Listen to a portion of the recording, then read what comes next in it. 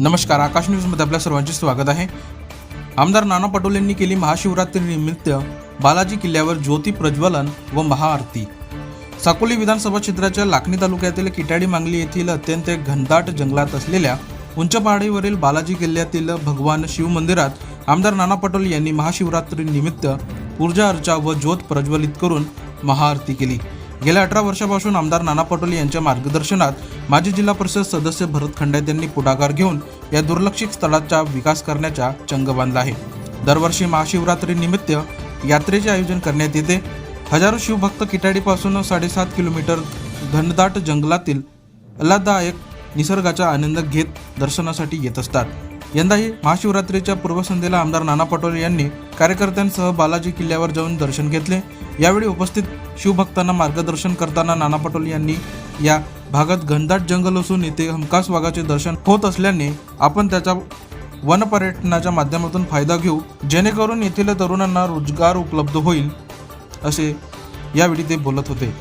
यावेळी माजी जिल्हा परिषद सदस्य भरत खंडाईत, लाखनी काँग्रेस तालुकाध्यक्ष योगेश झलके, माजी उपसभापती विजय कापसे, आशिष गबने, सरपंच श्याम बेंदेवार, स्वप्नील खंडाईत यांच्यासह सरपंच, उपसरपंच, कार्यकर्ते मोठ्या संख्येने उपस्थित होते। दुसरं आता वाघ आहे आपल्या गावात।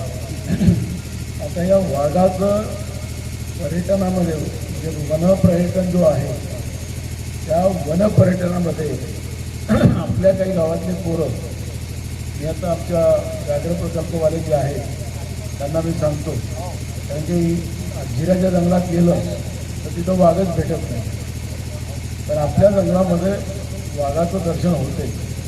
तर आपल्या गावातल्या 5-10 पोरांना त्यामध्ये कामही भेटेल, त्याचा या वाघाचा फायदा घेऊ आपण। आणि हा वाघ तर काही पकडून घेऊन चालले नाही ते फॉरेस्टवाले, आपल्याला वाघ दिसते पण आपल्या माणसाला काहीच करत नाही।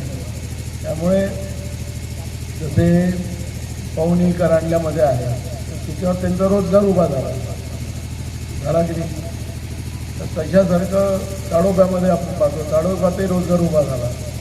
आपणही आपल्या गावामध्ये करू की बस किटाळीला गेला तर वाघ भेटते असं झालं तर मग मोठ्या प्रमाणात इथं पर्यटक येतील आणि या निमित्तानं वाघाची आपली दोस्ती होऊन जाईल। आपले वाघधारी साहेब पण आहे इथं बसले, वाघ धराचा नाही, तर त्याच्यामुळे आपल्या गावाला पर्यटन होऊन जाईल या निमित्तानं। आता वाघ पकडून नेला तर ते पुन्हा वापस येतील, त्याने त्याला आता ही जागाच झाली, आता लोकांच्या वाटत जात नाही आणि ढोरं वासरं कधी कधी मारते, बरोबर आहे, त्याचे पैसे देते फॉरेस्टवाले।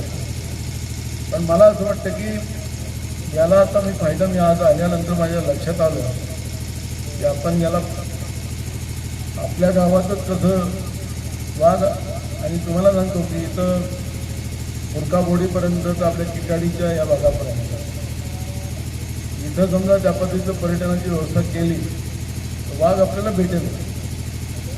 मुरकाबोडीपर्यंत किटाडी 4-5 वाघ आहेत, छोटा जंगल आहे, अंतर कमी आहे, म्हणजे वाघ इतक्यातच कुठेतरी राहत आहे। आपण याला आता माझ्या डोक्यात आलं तसं करू आता।